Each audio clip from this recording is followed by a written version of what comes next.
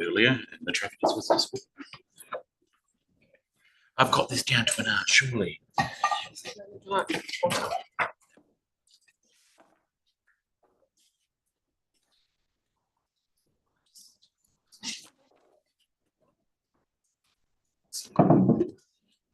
Good morning, everyone. Welcome to the Statutory Planning Committee meeting of the 18th of March 2026. We are streaming the meeting. It is being recorded. It's available for viewing via the Commission's website and YouTube. Committee members may refer to technical devices throughout the meeting to assist them in their deliberations. I'd like to acknowledge that we're meeting on the lands of the Whadjuk people in our nation and pay our respects to elders past and present. Apologies, we do have two away today. We have apologies from Commissioner Lakey and Member Franklin, and Commissioner Lakey has also requested a leave of absence from the 25th of March and on the 27th of May. All other members are attending and we welcome Commissioner Adair online today. Disclosures of interest. I have a disclosure in relation to item 4.1, MRS Amendment 1438 for close urban precinct. Commissioner Herron has declared an indirect pecuniary interest in that Commissioner Herron advised he was a former employee of Urbis who are acting on the project. He has not had any involvement in the project, however, he's working Urbis on another project as a sub-consultant. So on that basis, I understand you'll be stepping out. Yes. Thank you very much, Commissioner Herron.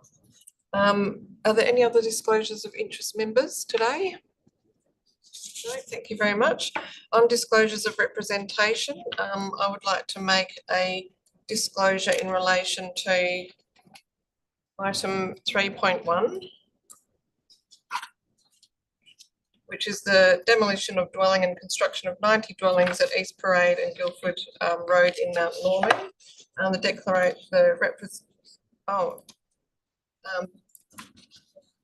Sorry, this is actually a declaration of interest, not representation, so please excuse me, it's not recorded here.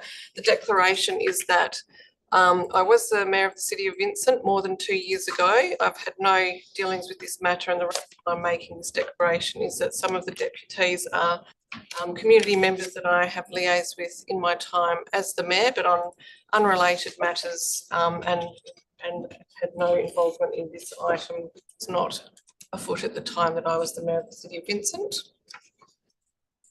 In relation to disclosures of representation, I also make one in relation to item 4.1, the MRS amendment for solely close urban precinct, in that I have met with the applicants on this matter, but have been provided with no information that has not been provided to members before here today, and that was actually in relation to the initiation of the MRS amendment. I have not since that time, so the previous decision.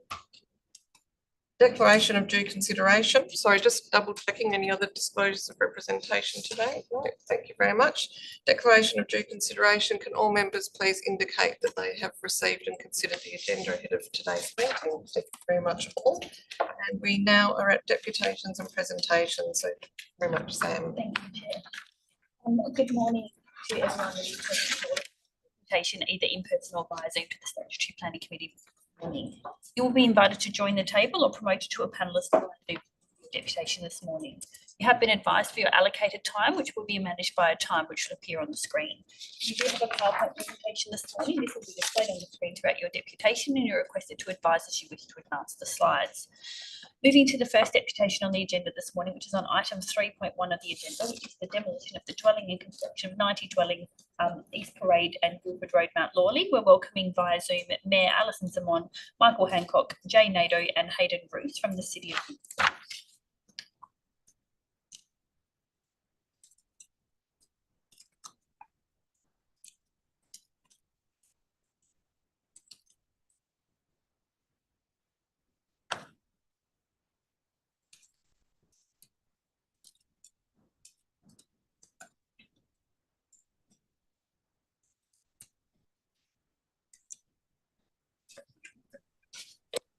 Morning, City of Vincent.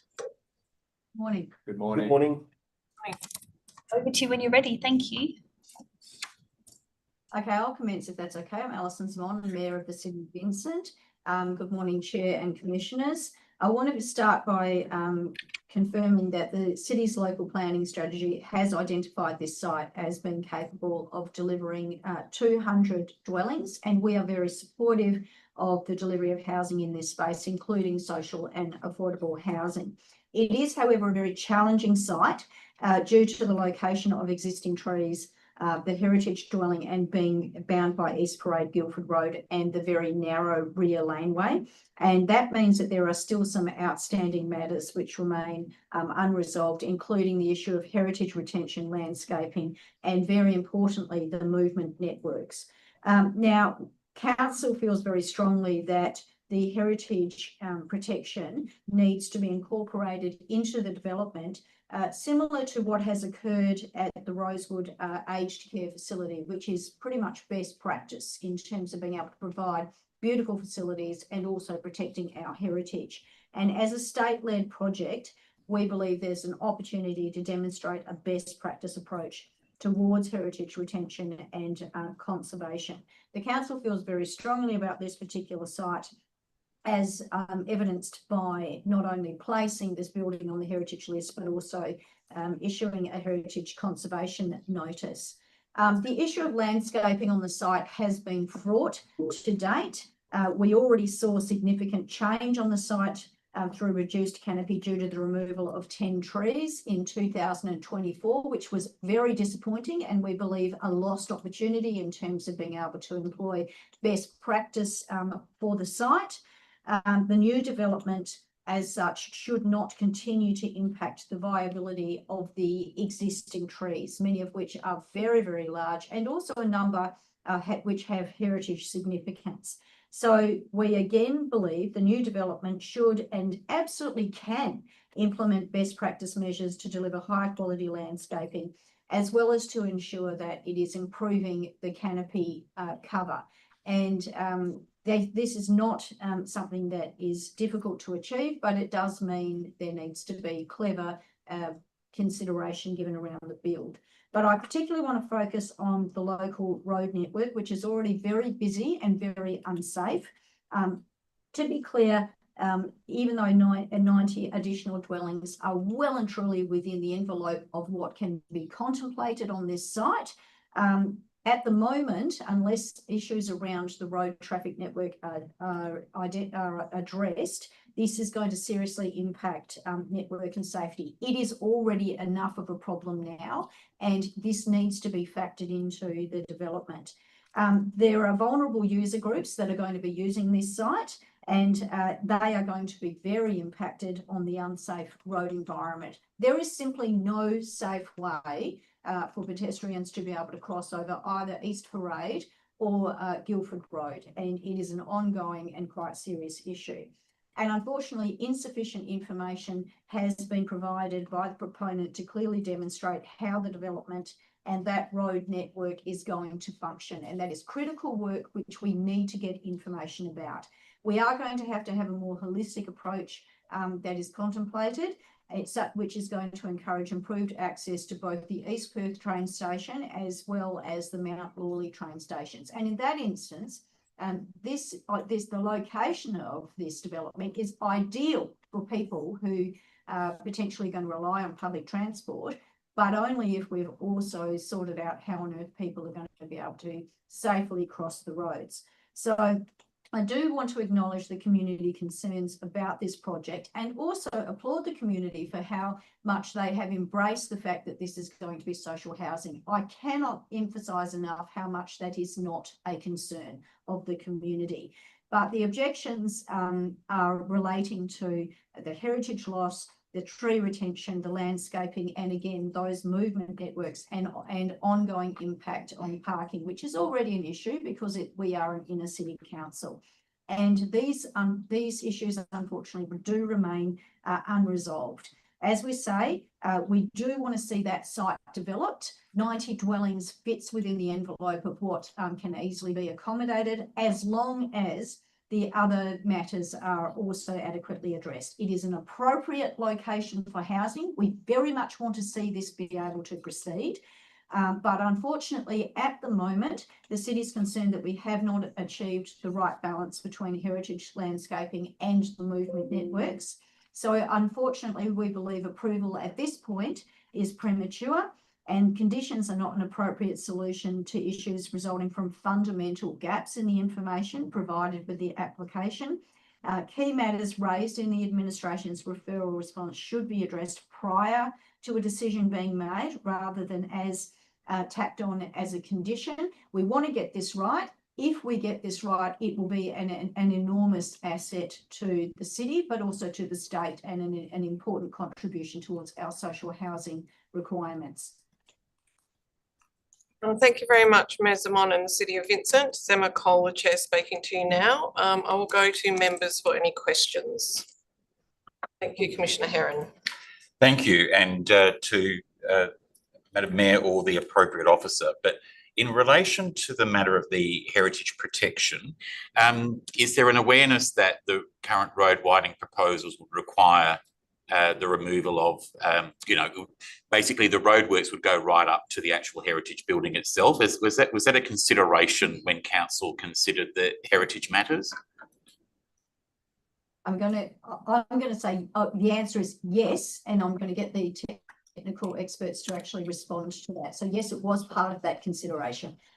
Did you want to speak to that? It was, yes. The concern that we have is that there's no ultimate design for that road. So we don't actually know what works are going to be or proposed to be located where the heritage dwelling is. It could be footpath landscaping, elements of a road design that may not actually require demolition of the building. So without that detail and that certainty, it's difficult for us to say that there will be an impact to the heritage dwelling. So at this stage, with the information that we have at hand, we see no reason why it couldn't be retained. Thank you. Further to that, the issue around tree retention was made. There is an awareness, however, that the trees that were removed were to enable site rehabilitation because of contamination. Is that understood? Yes, there is an understanding that that was the reason for the removal of those trees. Our concern remains that there wasn't any information provided to determine that those trees needed to be removed as part of those works. I think that's where the concern from the city lays in terms of that matter. So if I can add to that, and so I think it's important to note that, I mean, that was the argument that was actually put forward as to why they needed to go. And importantly, the remaining trees were identified as not needing to go because for remediation works. So we are very concerned to ensure that as that is no longer an issue, which has been identified as a rationale for why they need to be removed, it's really critical that as the development moves forward, that we incorporate those remaining trees, all of those remaining trees. We believe this can be done, and that will of course mean that not only are we not further compromising our canopy targets, but that you are actually improving the amenity for the residents that are going to be living in this facility as well. So it's very, very important that that we're working with our planners in order to be able to get that best practice. And if I may just add to that, committee member, some of the concerns that the city has with the landscaping plans and the information provided around the retention of those existing trees is that insufficient investigation has been undertaken to determine the impact of any encroachments of the proposed buildings into the notional root zones.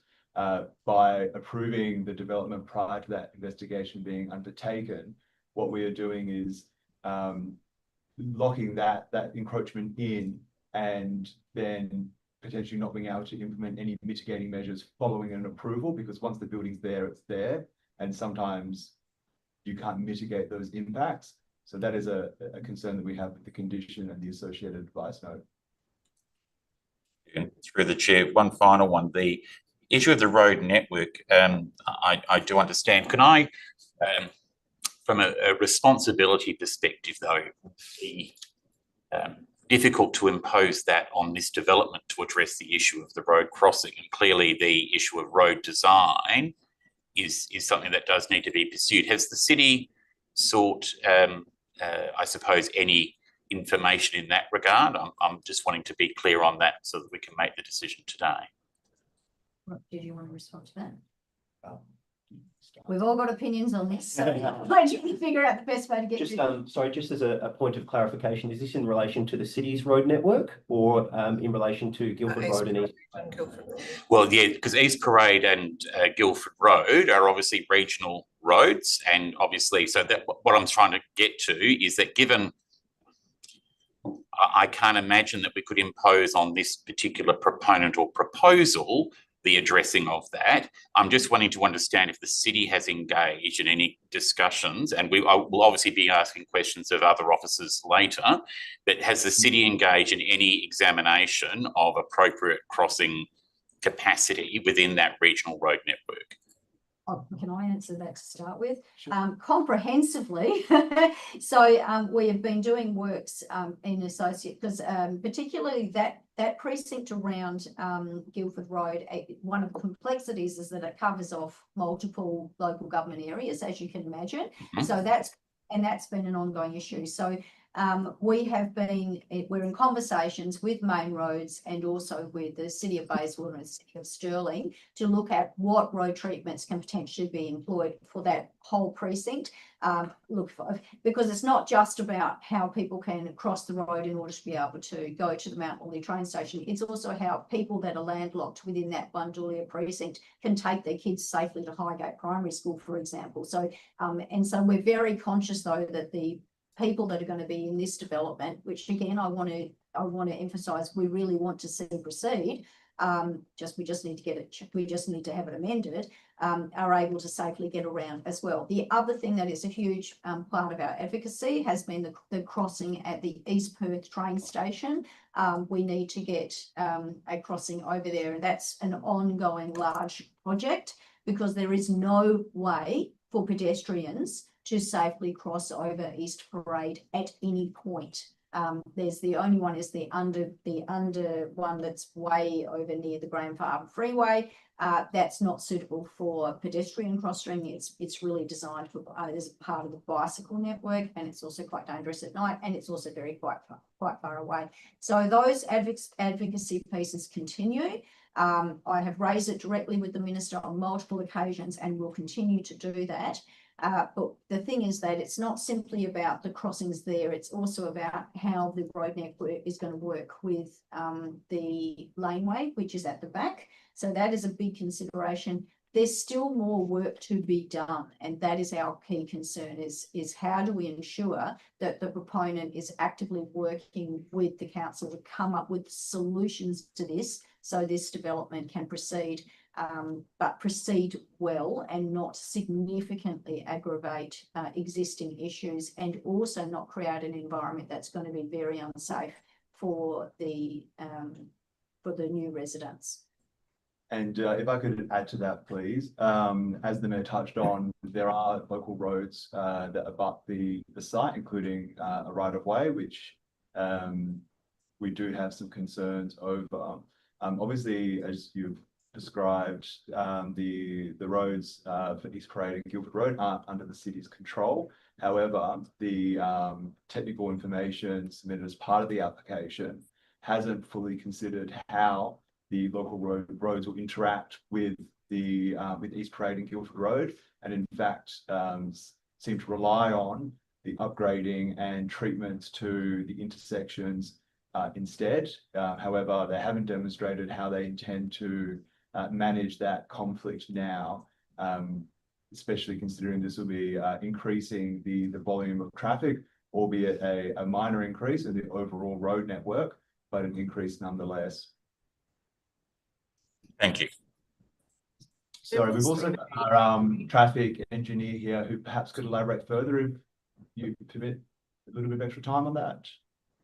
Look, I think I'd just like to move on to other questions from members, if that's okay. I think we've covered that pretty well. Member Harmon. Thank you, Chair.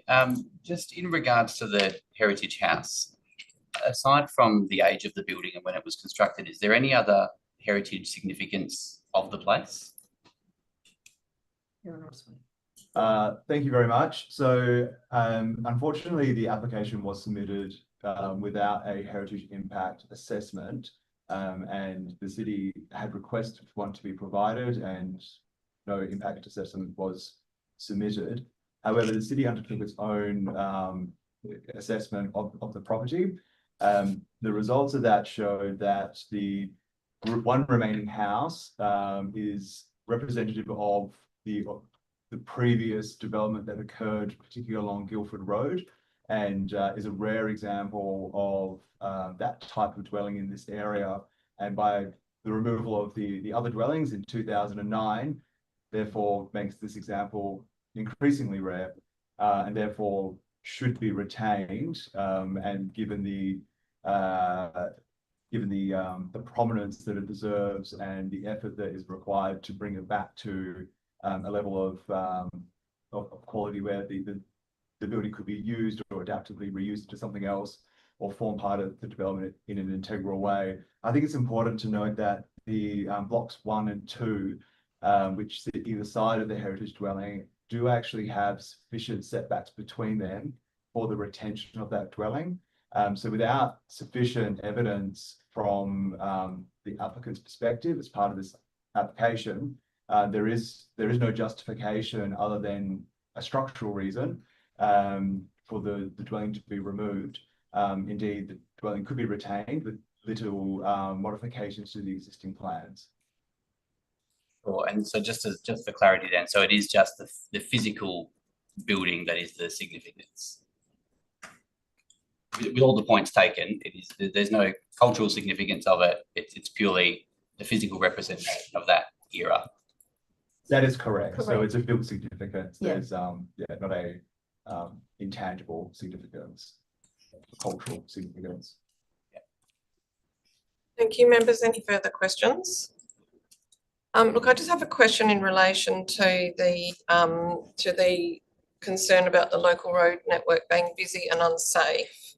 You've made the point that under the strategy, 200 dwellings is what you envisage for the site. We're looking at 90 dwellings here with a provision of 93 bays, which is just falling short of the 96 that would be required. The laneways are being widened to accommodate this traffic, and the transport impact statement showed that there were going to be 22 trips generated in the AM and 18 in the PM. So I'm really failing to understand how this is creating a safety issue. Is there something you could point me to demonstrate that this is creating a safety issue? Understanding the Guildford Road crossing point, I think that's been really well fleshed out, but I'm just referring to the local road network. Thank you. The emerging concerns for that section is the development of the right-of-way will actually provide an alternate route for that regional traffic to avoid the East Parade and Guildford Road traffic signals. The right-of-ways will connect up Stanley Street through the right-of-ways and then through to East Parade and vice versa. At the moment, both of those intersections operate with full movement. So both in the AM and PM peak, the right-of-ways can actually create an additional alternative route for the regional traffic to avoid that intersection, which we know is constrained and under significant capacity issues. And that's only going to get worse regardless of the small increase from this development. So it's not actually necessarily just the traffic generation from this development, but it's the creation of that right-of-way that will actually increase the number of vehicles that are using the local road network and the local road intersections with the state network. That will increase the crash risk in both of those intersections. Okay, thank you. Members, are there any further questions? Thank you very much for your deputation this morning. Appreciate you being here. Thank you. Thank you. Thank you.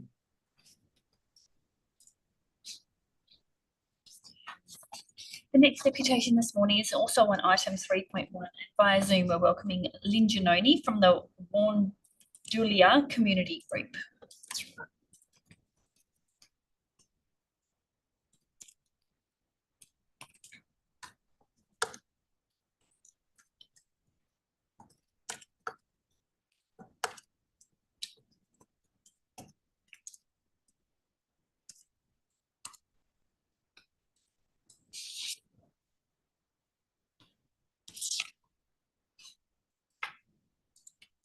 Good morning, Lynn. If you can hear us, could you please turn your audio and video on so you may participate in the meeting this morning?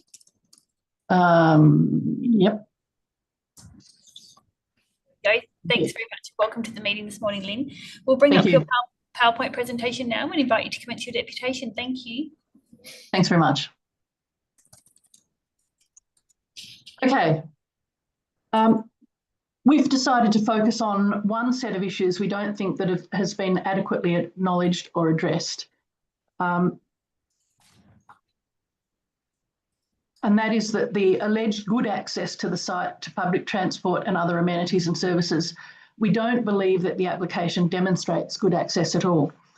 We think there are 3 pressure points that compromise the safety of residents and prevent good access. We don't think in all good conscience that the Planning Committee can possibly approve the application without at least a timely plan to resolve these access and safety issues. Now, in terms of the context, the development site is the sandy elbow that you can see. It's bounded by very busy major roads at the top, and Stanley and Gardner Streets on the right and the left. Entry and exit is, as already mentioned, via a widened laneway at the bottom of the site. There is no services in the Wundulia precinct for groceries, health services, shopping. The nearest are in Beaufort Street, Mount Lawley, or 8th Avenue in Maylands. So to access any of these, the residents must leave the precinct. So if you could move to slide 3, please. This is the intersection that we've been talking about. There's no doubt that the development site is very close to very good pedestrian and cycle public transport facilities, but there is no safe or easy access to get to these. Now, if you look at that intersection, where that bunch of trees is on the point of the elbow of the development is where residents would need to cross. They would probably cross over that angled version of Guildford Road to get to the bus stops along Guildford Road. You'll see that it's a wide angle, it's an older style crossing, it no longer meets the safety standards, it's a very long distance to cross, you don't get much time. And then to get across to Watley Crescent,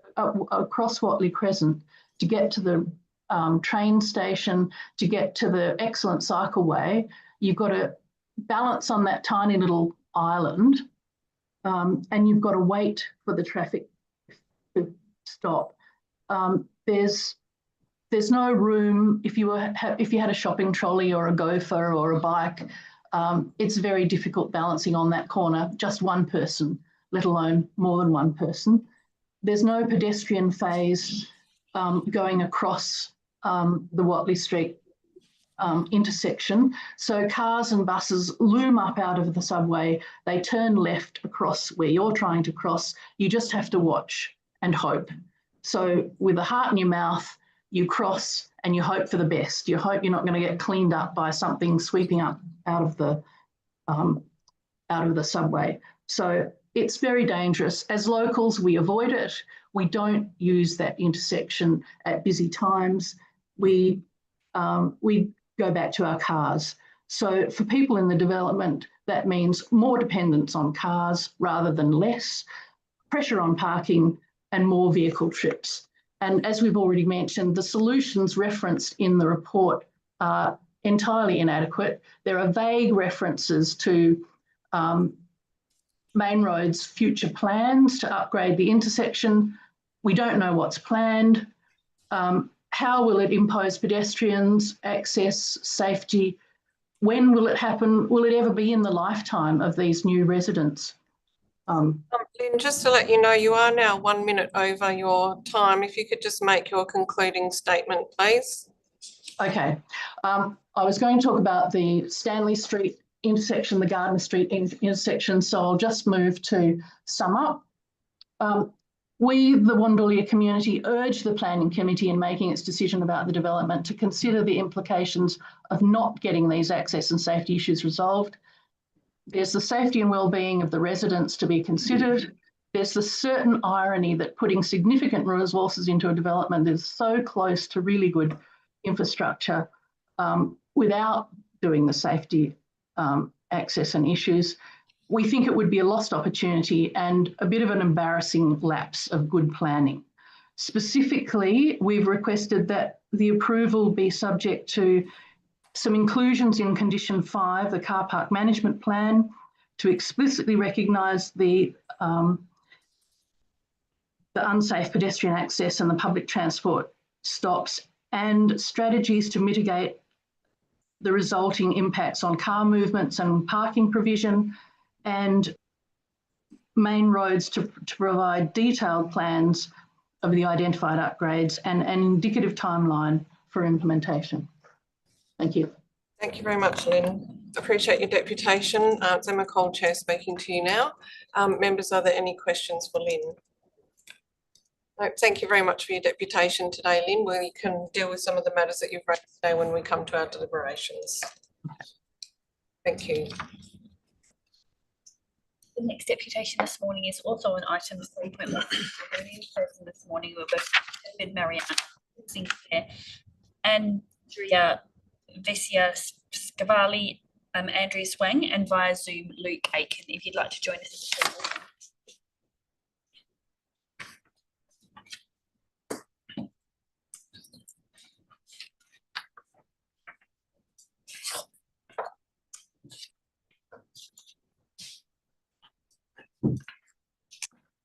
Martin. Good morning, Chair, committee members and staff. Thank you for the opportunity to provide this deputation today in relation to item 3.1 on the agenda. My name is David Mayrona from Bro Group, and I represent Bethany Housing Limited in relation to this matter. I'm speaking in support of the proposal today. I'm also joined by key members of the project team, including Paul Sinclair, project manager from Bethany Housing, the project architect, Andreas, to my right, Julia, landscape architect, and Andrea at the end to my right, traffic consultant. The members of the project team are available for questions should they arise at the end of the presentation. Next slide, please. The project is the result of a partnership between Bethany Housing and the Department of Housing and Works, with the site being part of the first round of land release through the government's housing diversity pipeline. Bethany was announced as preferred proponent in 2022. Move on to the next slide. Project will deliver 90 homes for people aged over 55 on low or very low incomes currently on the government's public housing wait list. And they're people that are otherwise very vulnerable to homelessness. I'll move on to the next slide. The design of the proposals is the result of a very rigorous pre and post lodgement assessment process. This process included 4 rounds of review by the State Design Review Panel. And ultimately, the SDRP commended the design's strong contextual response and landscape-led approach, which has resulted in a high-quality built form with integrated and functional communal spaces. There has been extensive collaboration between the architect, landscape architect, wider project team and key stakeholders. Has delivered a well-considered design outcome that responds appropriately to the site's various constraints, many of which we've heard about today, including the site's irregular geometry, site level changes, heritage considerations, retention of significant trees, and the interface of the site with 2 major roads and the prospect of future road widening. Andrea can talk to the design in a bit more detail, but perhaps in the interest of moving through the deputation quite quickly, perhaps that can be dealt with as questions. So we do wish to thank the department for working collaboratively with the project team throughout its assessment of the application, and we consider the department's report to be very comprehensive and well considered. Whilst we acknowledge the City of Vincent has not provided support for the application, Bethany and the project team have nonetheless sought to engage constructively with the City through the process and will obviously continue to do so in the event of approval. The project team was afforded the opportunity to review and provide comment on draft conditions, and we are grateful to the department for incorporating some feedback that we provided into the final report to the committee. We therefore respectfully request that the committee supports the report recommendation in full and approve the development with conditions as set out in the officer's recommendation. Thank you for considering the deputation, and certainly our project team would be happy to take questions that might arise. Thank you. Just probably would be useful to cover some of the issues raised by the city. If you wouldn't mind going to some of the issues around the access, they seem to have concerns about. Obviously, we're aware of the issue that Guildford Road doesn't have a pedestrian crossing and that the intersection is a heavy intersection, but they were also talking about the impact of the right-of-way access on the local road network. Is that something that you would like to Yeah, and I address? might hand over to Andreas, the traffic consultant, to talk to some of those key aspects of the traffic assessment. Very much. Everyone would acknowledge that both Guildford Road and East Parade are very busy roads, and turning in and out of them, especially right in, right out, can be difficult at times. The laneway or right of way would create, as mentioned by the town's traffic engineer, an alternate route, particularly for the left in, continuing through the laneway left out.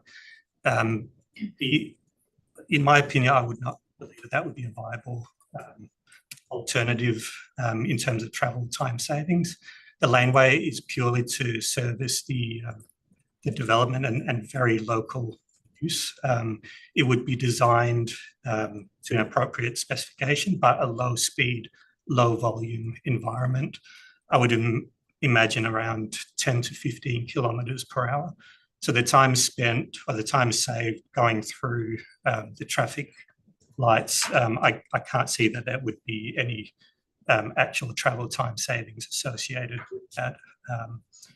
And main roads have advised when they do at some point in the future upgrade Guildford Road East Parade, the Gardner and Stanley Street intersections would be modified to include a solid median, so that only left in, left out turn movements could be undertaken.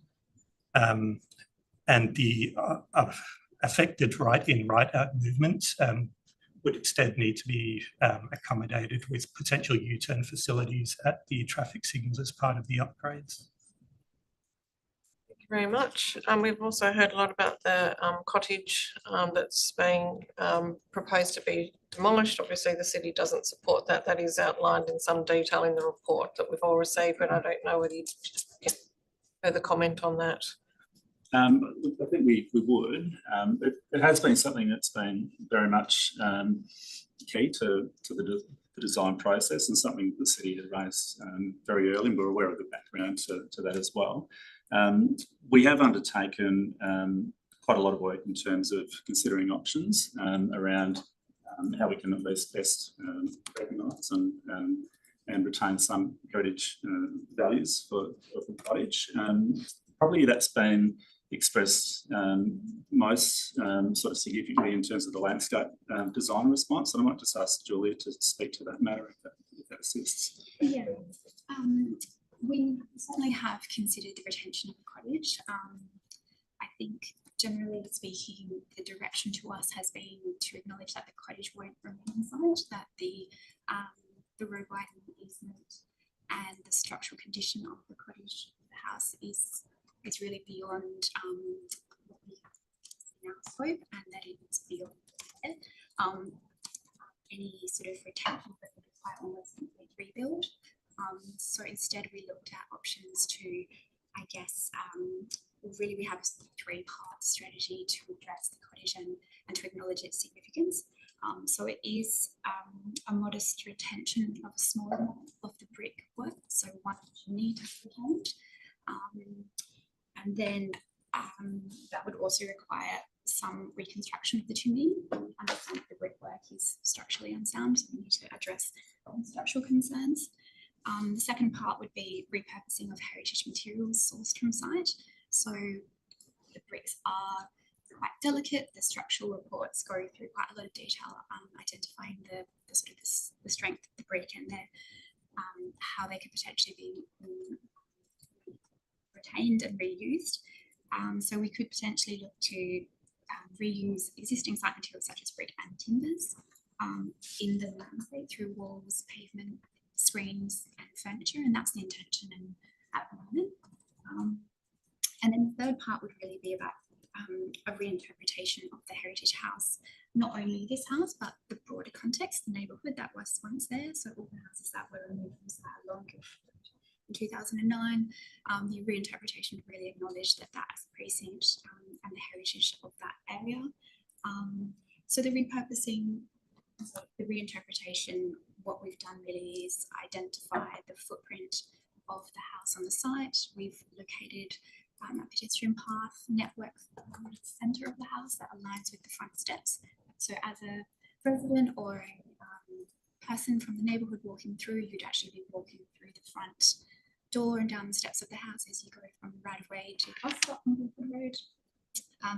We've located a communal arbour, residence garden, heritage garden, all within that sort of footprint of the heritage house to really acknowledge that use, that era, and really create space.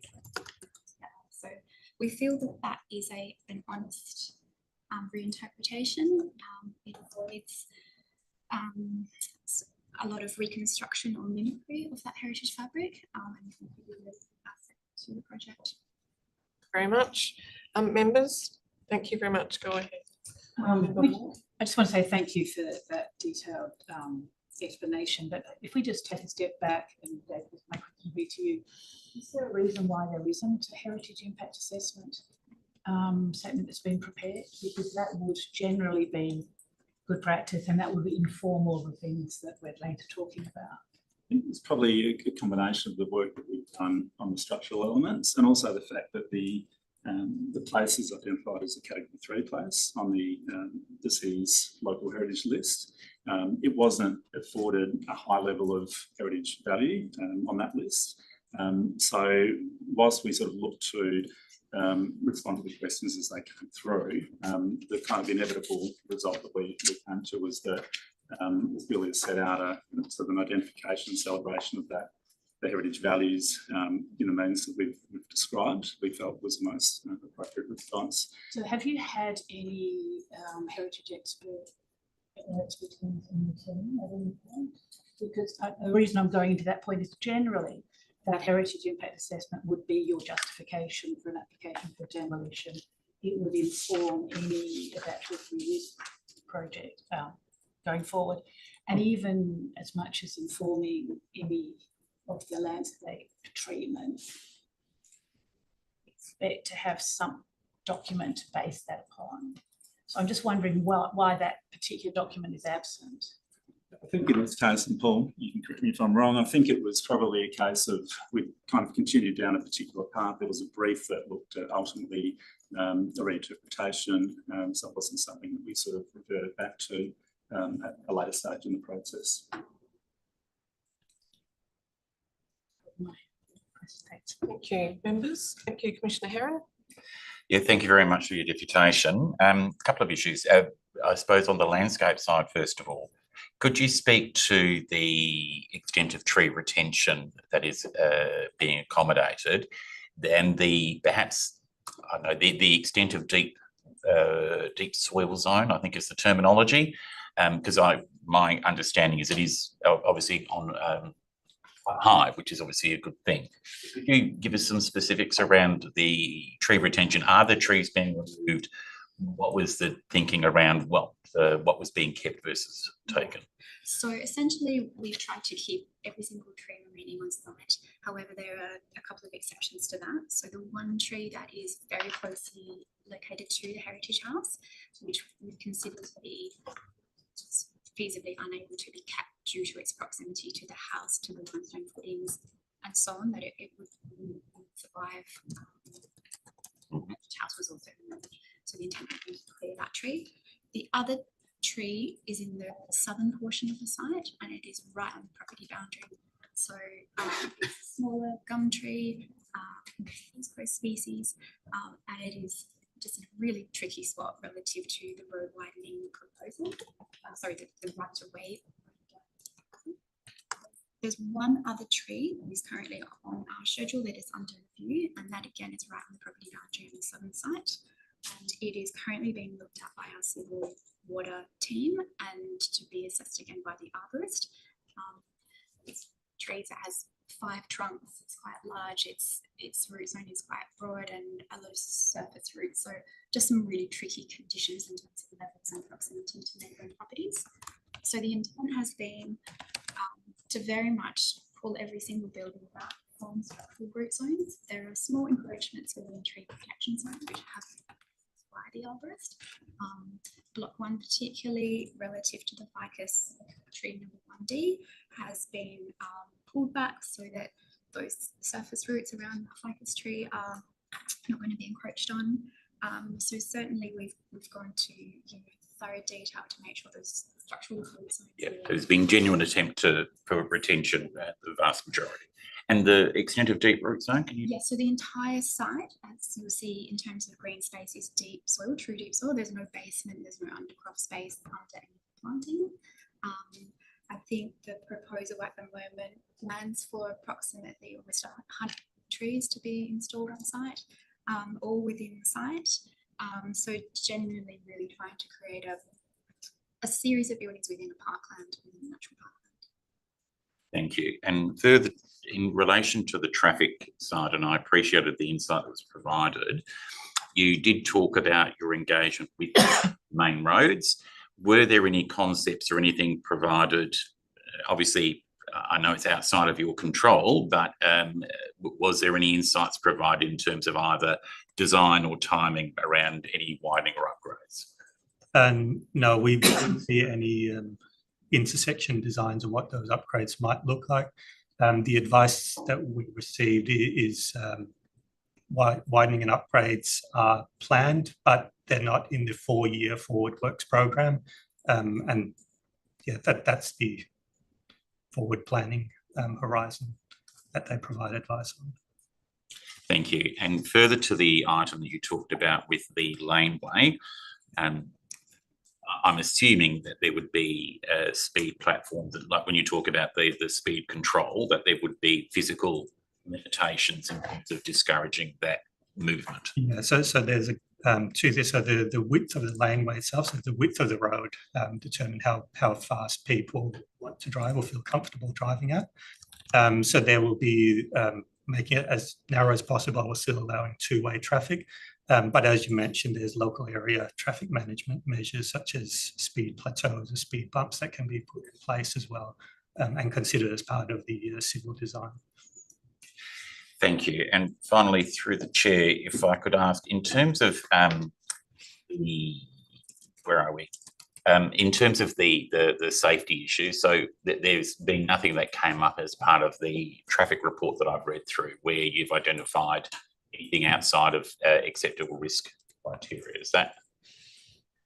That would be correct, yeah. Thank you.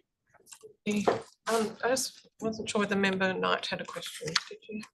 And then I'll come to you, Member Commissioner. So go ahead. It has been answered. It's been answered. Thank you very much. Over to you, Commissioner Brooks. Just one small thing from me.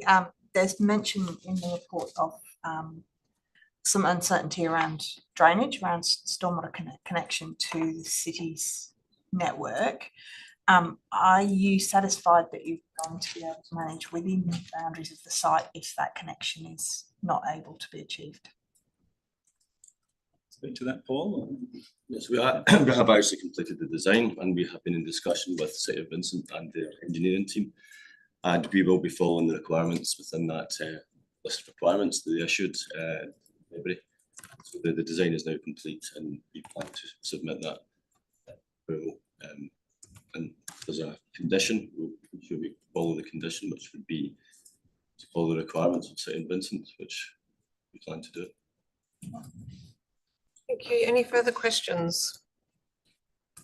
Thank you very much for your deputation today.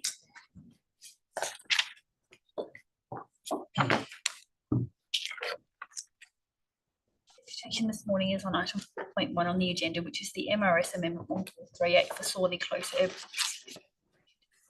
Via Zoom this morning, we're welcoming Rebecca Travaglioni, Jack Coates and Steve Hill.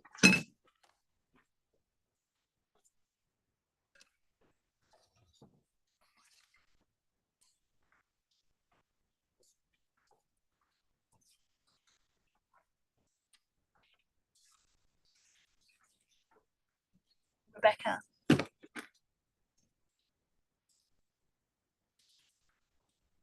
We can't hear you, Rebecca. Good morning, SBC members and panel. Can hear you now, thank you. We do have Steve Hill on the line as well, but Steve's audio and video is turned off. Are you expecting that Steve will need to actively participate in the deputation this morning, or is he just an observer? He's here for questions, so we can arrange it at the end if we need to. No worries. So over to you when you're ready. Thanks, Rebecca. Okay, great, thank you. So I'm here presenting today on MRS Amendment number 1438 for the Sorley Close Urban Precinct in support of the amendment. As you'll be aware, our amendment seeks to rezone the site from a rural zoning to an urban zone and parks and recreation reservation. So next slide, please. I thought I'd start by providing an overview of the project vision. So early in the project, we set a vision to deliver urban development on the site in a form that delivered a better outcome than the existing rural zoning. So that vision included to better protect and secure the environmental assets on the site. Essentially, this recognised that the only way to really ensure protection of environmental assets is to secure them in a parks and recreation zone. To respond to the topography of the site, as dune protection was a key objective of the planning framework. Retain the rural character for Sorley Close, so using the open space to create a clear separation between the urban development and the existing rural lifestyle lots on Sorley Close, and then capitalise on the location, given this site's approximately 1.5k from the future Carnup Station precinct. So our MRS amendment has delivered on these objectives by retaining and protecting all those environmental assets in the Parks and Recreation Reserve, and that includes all the trees with potential black cockatoo hollows. Ensuring the Parks and Recreation Reservation land is not impacted by any bushfire asset protection zones, drainage, or any other areas that could compromise on the environment or require clearing. And then delivering 142 dwellings. So that's 130 more than what the current planning framework would permit. So next slide. So I thought I'll just touch on some of the things we're working on behind the scenes. So we have lodged the structure plan, and that's now a seriously entertained document following completion of advertising, and it received the City of Rockingham's support at their council meeting in Feb 2026. And we're also ready to lodge a subdivision application as well. And since we completed technical reporting so early in the planning process, no changes have actually occurred as we entered these detailed design processes. So everything you see today was the same as what we presented at original MRS initiation meeting. Next slide. And just look, this is our concept plan that we provided with the MRS amendment and with our structure plan, and just shows how all those environmental assets and their buffers are protected in open space, and how the residential layout addresses the topography on the site and interfaces with the adjacent developments. So next slide. So touching on a couple of technical comments. So EPA supported our MRS amendment subject to management plans. Those management plan requirements have been embedded in our structure plan. Bushfire, we're complying with the bushfire regulations with all lots achieving a BAL 19 or lower rating. And mosquito management. So since the initiation of the MRS amendment, we have completed further mosquito monitoring just to get a better idea of what the mosquito situation is on the site. And that's the outcomes of that have basically suggested that the risk is manageable for the site, and through a mosquito management plan, the risk level is acceptable. So next slide. And that's kind of it for us. In conclusion, we're just very proud of this project, and I genuinely think it delivers protection of environmental assets while also meeting technical requirements and delivering housing. So I'll be happy to take any questions. And Steve's joined us. Rebecca, it's Emma Cole speaking to you now. Thank you very much for your deputation today, and welcome to Steve. I will now see if there are any questions from members for you. Members, any questions? No, but thank you very much for your deputation today. It is appreciated. Thank you.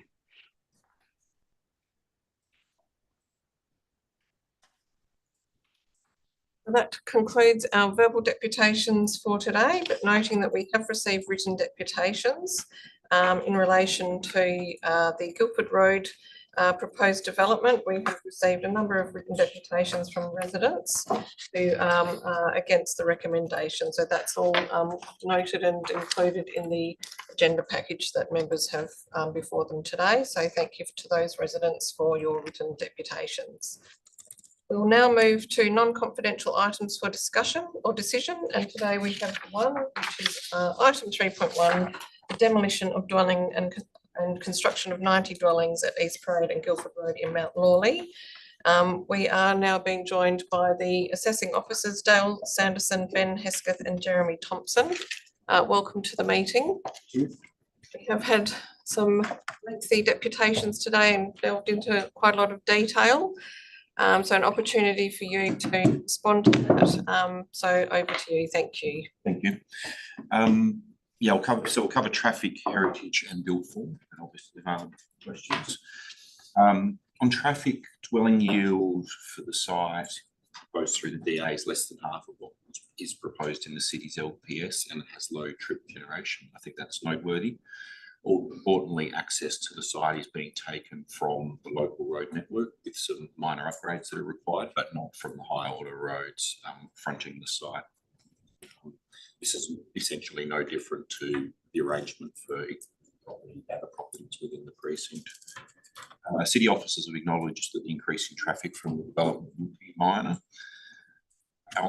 There was quite a lot of commentary around the site's relationship with Parade and I guess the constraint that those roads provide to this site, but also to the precinct.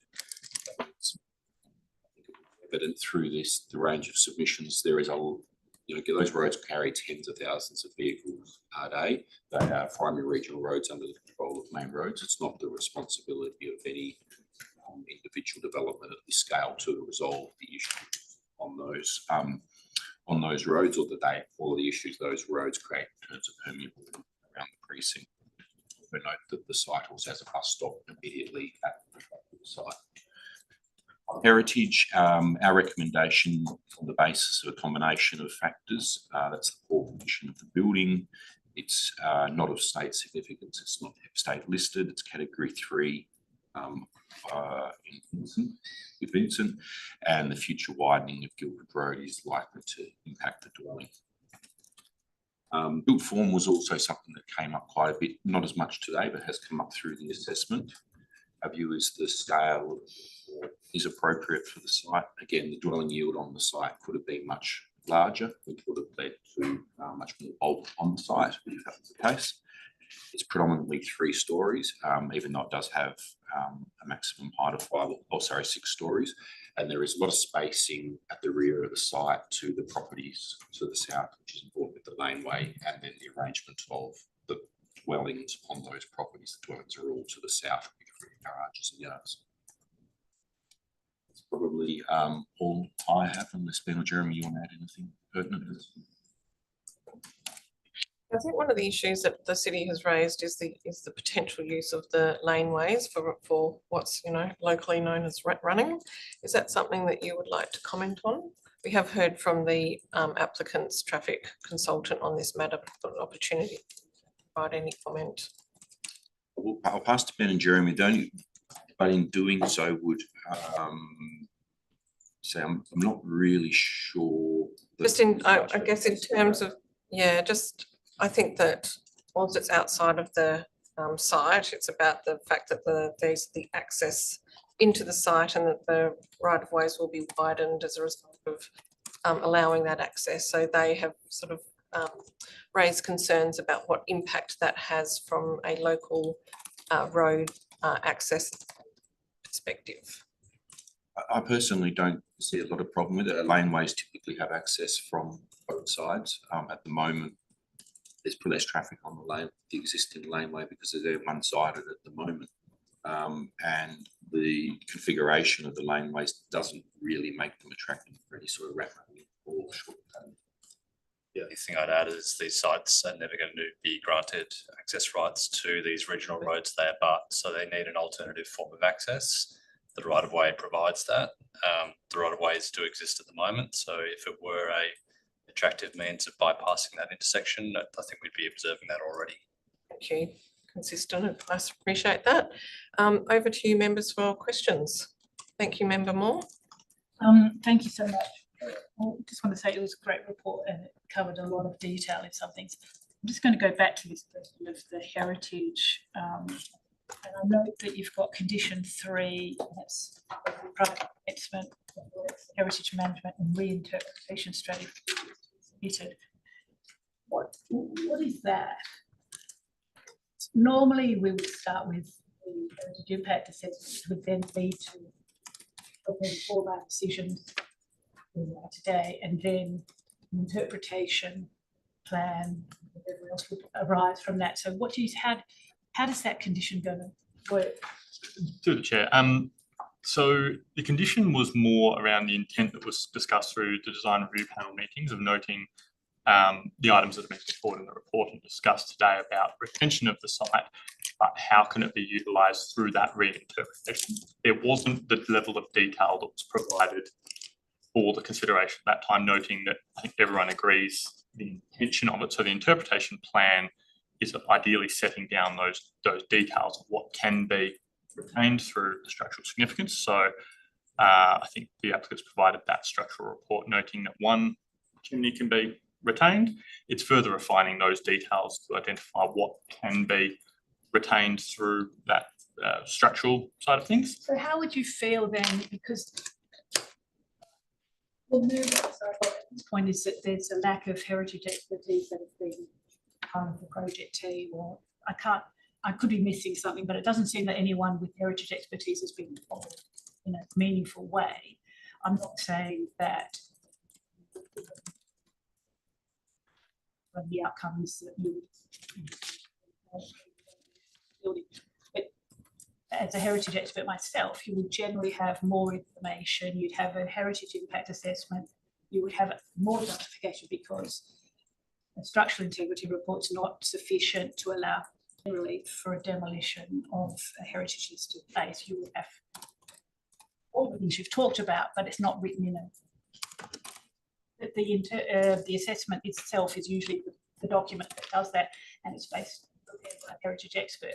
So accepting that we don't have that at this stage, would you be open, or would you think that it was appropriate to insist on some heritage expertise being applied to the heritage manual, whatever this document is? Or maybe I'm foreshadowing that my concern is we have eliminated any heritage expertise. Member Moore, we are in question time. Well, I'm trying to ask what their view would be on modifying that particular condition. That's fair. That's what I'm trying to get to in a roundabout way. That's through the chair. So as part of those DRP meetings, it was discussed in relation to that heritage, and I understand that the design review panel doesn't have the same level of heritage expertise. It was raised that there would be some level of heritage expertise included as part of this, but I agree that it wasn't put down specifically as part of that condition. From the department, I don't think there would be an issue with including something that requires a level of heritage expertise to be involved in that heritage interpretation plan. Thank you. Thank you. Members, further questions? Go ahead, Commissioner Heron. Thank you. In terms of going back to the issue of tree retention, so I'm assuming that the department, as part of its assessment, has tree retention was obviously a key objective, and that there is a suitable level of comfort around the level of rigour that's been applied in terms of those trees that have to be removed. Is that fair? I'll pass to Jeremy, but yes, for me, certainly, there's only 2 trees being removed, a lot of significant trees being retained, as was, I think, outlined in deputations. There's a lot of tree planting also going to occur. The only other thing, it sounds a bit repetitive, but through the SDRP process, the tree retention zones were required and included by the landscape experts as part of that, and they didn't raise any concerns in relation to the encroachment of the building on those trees to be retained. Thank you. Secondly, through the chair, in terms of and again, acknowledging the concern that was raised around heritage assessment, but I'm assuming that the category of the initial, like had it been a higher category, a higher level of assessment would have been required. Is that a fair assumption? Okay, yes, yeah, I think that's a correct assumption. Thank you. And finally, from again, read through the design review, there's obviously been a fair level of evolution that has occurred through the design process. There has, however, been queries around the conditioning and whether some of these items can and are suitably conditioned. Are there, basically you stand by the ability for those conditions to be applied and enforced? I'm personally comfortable with the conditions, that there wasn't anything in the deputations that had me room. No, it's the same. I think whilst there is a lot of conditions, I don't think that they're catastrophic to the ultimate design. I think they are refining elements that are generally already there. Sorry, through the chair, one other, the issue, and again, I do empathise obviously with this issue around the crossing and the design. Has there been any engagement with Main Roads WA, and has there been any forthcoming insight in terms of either design, timing or otherwise of those road upgrades? Unfortunately, not anything that is of use for presenting for a committee meeting. It's I believe there was more conversations that were held between the City of Vincent and the applicant regarding main roads that did lead to some intentions and possible ideas of plans, but I don't believe that there was anything that can be relied on. The response received back was not within the 4-year plan. And linked to that, it would be fair to assume that it would be unreasonable to impose any conditions on the development in relation to those regional roads, given the issues are pre-existing and at a regional, as opposed to being caused by them.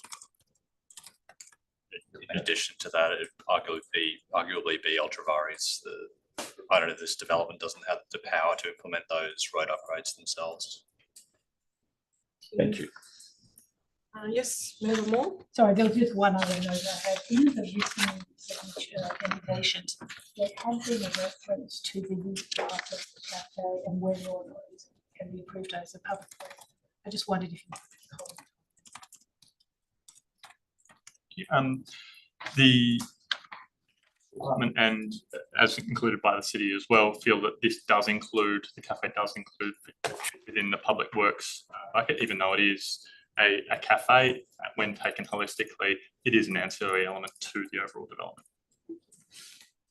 Any further questions? Okay, nothing from you, Commissioner Adair. Keep needing to make sure I'm checking the screen. You're all good over there. Thank you. All right, then we'll move to consideration of the item. So we are now dealing with the item. If I could please have a mover and seconder for the officer's recommendation before us. Thank you. That's moved by Commissioner Heron and seconded by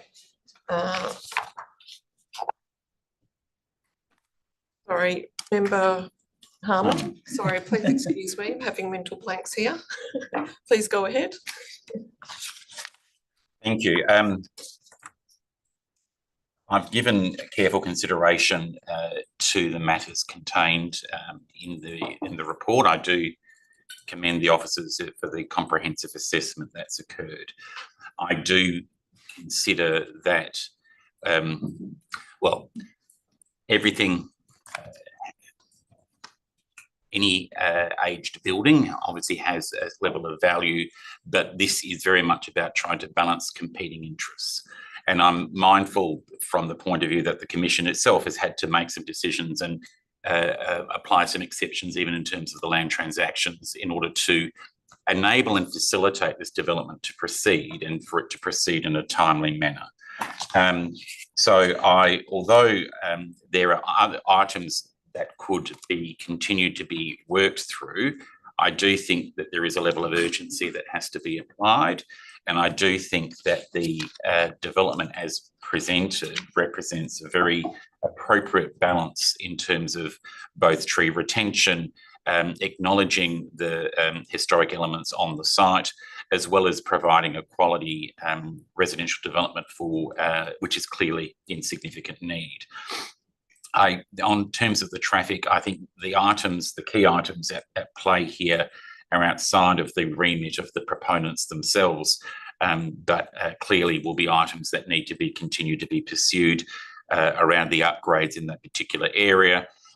However, I don't see anything in the proposal itself which is going to cause any undue impact or safety issues. Therefore, on balance, I support the recommendation as is proposed.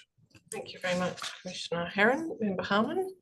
I'll echo Commissioner Herron's comments and just add, in terms of bulk and scale, obviously, as we've heard, it could have been, and the city's strategy contemplates something much more intense. And so it is quite a subtle addition to the land. And I think the separation to the adjoining residential on the south side has been dealt with really well in terms of the laneway, the extent of landscaping, and all of those elements. So I just commend the applicant on that.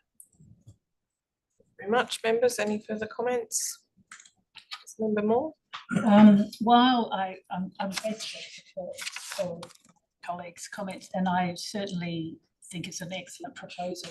My only concern, as probably you could understand from some of my questioning, is that with condition 3, I'm a little concerned that we haven't really given that in terms of ending up with any sort of meaningful interpretation. I had wondered whether it's possible to actually be explicit about having some heritage expertise applied to the project, notwithstanding that I do support the demolition of the existing building based on the fact that it is a category B, which has conservation recommended. I would not support the demolition of a property of that classification purely on the basis of the structural report. There are a number of other things in this that have entered into my consideration, which is, you know, in terms of the road widening and a few other issues. But it would be an expectation generally that there had been a detailed heritage impact assessment, which would then inform an interpretation plan. So my concern is that with condition 3, it's talking about a heritage management and reinterpretation plan strategy, which I don't know what that, I've not seen a document. I don't know what that is. Whether there's a possibility of even inserting the words to say to be prepared in association or on the advice of, or with the help of some heritage expert. I just feel that I'm nervous that we haven't had that.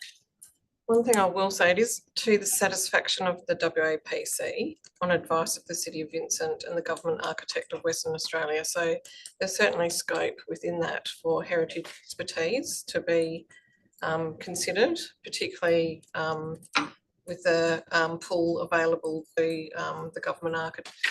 We often do draw in specialised advice. So that's something that I think that the existing condition allows to be contemplated. Would that be something that you would be prepared to take on as part of this discussion, that we could at least draw some heritage expertise into this when reviewing the heritage management and reinterpretation strategy? Yes, yes, Chair. There's that element which I agree with. Also, typically for conditions, whether it's a heritage requirement or a traffic requirement or something, we always require a suitably qualified person to undertake that work. So it's not stated there, but it's a matter of practice as well. So it's that reassurance. Any further comments? Members, I just do need to note that the WAPC is both a landowner and decision maker in relation to this item, and that there will be a recorded under our disclosures of interest that is an interest in common shared by members. It's not considered to prejudice our ability to determine the matter before us. That's our statement that we would make on any matter coming before us that involves WAPC owned land. So just to note that. Look, I think we've had a really good discussion on this item today. Certainly been going for more than an hour now dealing with this matter. So it's a very comprehensive discussion, and I think that's welcomed. We've heard extensively from the City of Vincent, the applicant, and we have residents in the locality who have expressed concerns about this development, and I note their concerns that they have provided. I think that in considering the item, it comes back to some fundamental principles for me that this is development on a corridor, which is consistent with the Perth and Peel frameworks and the city's strategy. As has been mentioned, the city's strategy says that they would envisage 200 dwellings here with 90 proposed, and it's been well discussed that that has an impact in terms of the bulk and scale of the proposed development, the ability for it to have extensive landscape, a reduced traffic impact and parking. We've talked about the fact that we would not be considering access out to Guildford or East Parade, and that the access must be through the laneways, which also is a much safer option for over 55 residents who will be living in this development. Good to see bike parking. We've often had comments about bikes for over 55s, but I think many of us are approaching that age, and you know, my own father at 83 still likes to get on his bike. So it's really good to see that there's a good provision of bike parking in the development. I'm satisfied that the traffic impact statement has demonstrated a low impact, and particularly at the AM and PM peaks. As it's been mentioned, the height where it does reach 5 to 6 stories is really well considered, very, very well set back at 14 to 16 metres from the adjoining residence to the south. So I think that this has received really high praise from the SDRP in terms of it being that landscape-led development where the bulk and scale is really well considered, that we are seeing that distinct blocks rather than a sort of monolith construction here, and I think that's a really nice approach. So I'd like to commend the applicant and also the way in which they've worked with the SDRP. Tree retention is always something that is a focus of community members, but again, I think this has been really sensitively dealt with. We did talk about the fact, and thank you Commissioner Herron for raising the fact that the original trees were actually removed due to contamination issues, and that overall losing 2 further trees but gaining retaining 23 and gaining 49 large and medium and then additional small trees, I think is a really good outcome for this site. I do note that the city has concerns about the heritage cottage, but we do have to note that it is a category 3 cottage that is impacted by the regional road reservation. And I think that the approach in terms of the heritage garden, the repurposing of materials and the maintaining of elements of the chimney is something that I think will be enjoyed by the residents, both new and existing in the neighbourhood. So happy to support this development and get underway quickly. Thank you. Any further comments? Any dissent?